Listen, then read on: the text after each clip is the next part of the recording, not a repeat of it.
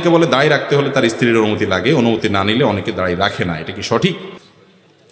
স্ত্রীর অনুমতি লাগবে দাড়ি রাখার জন্য? দাড়ি রাখার নির্দেশ করেছেন রাসূল আকরাম সাল্লাল্লাহু আলাইহি ওয়াসাল্লাম। কোরআন হাদিস যদি কোনো কিছু অর্ডার করে, সেই অর্ডার যদি অ্যাপ্রুভাল করতে আরেকজন লাগে, তাহলে তো এটা কোরআন হাদিসের বড় বস হয়ে গেল, ঠিক না ঠিক? এক টেবিল থেকে অ্যাপ্রুভাল পেয়ে গেছেন, এখন আরেক টেবিলে যদি অ্যাপ্রুভাল নিতে হয়, তাহলে ওই টেবিলটা এই টেবিলের চেয়ে বড় না ছোট? আল্লাহ নির্দেশ করেছেন, রাসূল নির্দেশ করেছেন আফুল্লুহা আর খুল্লুহা, দাড়ি লম্বা করো। এখন যদি আপনি স্ত্রীর কাছে যায় পারমিশন নেওয়া লাগে, তাহলে তো রাসূল সাল্লাল্লাহু আলাইহি ওয়াসাল্লাম উপরে রেখে ফেললেন তারে, ঠিক না ঠিক? আল্লাহর নির্দেশে পরে আর কারোর অ্যাপ্রুভাল নেওয়ার দরকার আছে না, রাখতে হবে। এখন কথা হলো, বউকে তো মানাইতে হবে, বুঝাইতে হবে। বেচারে যদি বলে দেখো তুমি দায় রাখলে চাচার মতো লাগবে, আমি এক জায়গায় যাইতে পারবো না, কেমন লাগে, আমার বান্ধবীরা আছে তাদের স্বামীরা হ্যান্ডসাম, তুমি এরকম, আপনি তাকে বুঝাবেন, বলবেন দেখো তুমি যেরকম আমার দায়টা তোমার ভালো লাগতেছে না, বলতেছো না রাখতে, ঠিক আছে, আচ্ছা তোমার দিক খেয়াল রেখে আমি দায় নাই রাখলাম। আমারও একটা আবদার আছে, কি?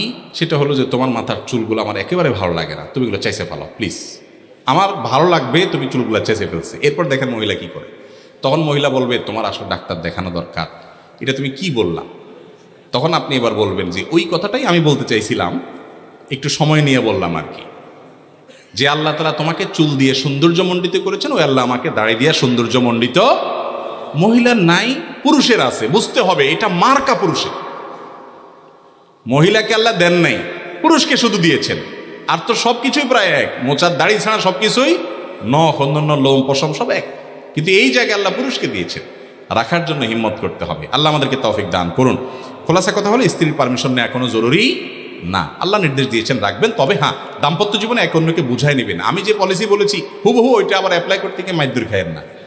আমি বললাম আর কি কথার কথা, স্বামী স্ত্রী খুনসুটি করবে, রসিকতা করবে, আদর স্নেহ করে ভালোবাসা দিয়ে একজন আরেকজনকে বুঝাবে, মিউচুয়াল আন্ডারস্ট্যান্ডিং মধ্যে আসবে।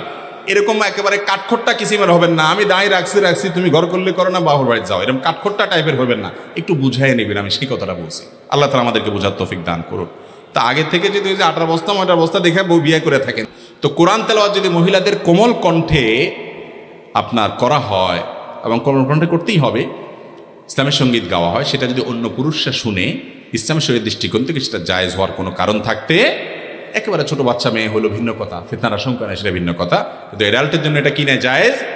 কিছু নেক্সুরে তো ধোকা আছে, শয়তান নেক্সুরে তো ধোকা দেয়। কোরআন তেলাওয়াত শুনতেছি মাশাআল্লাহ, অসুবিধা কি? হ্যাঁ, এটা হলো নেক্সুরে তো ধোকা।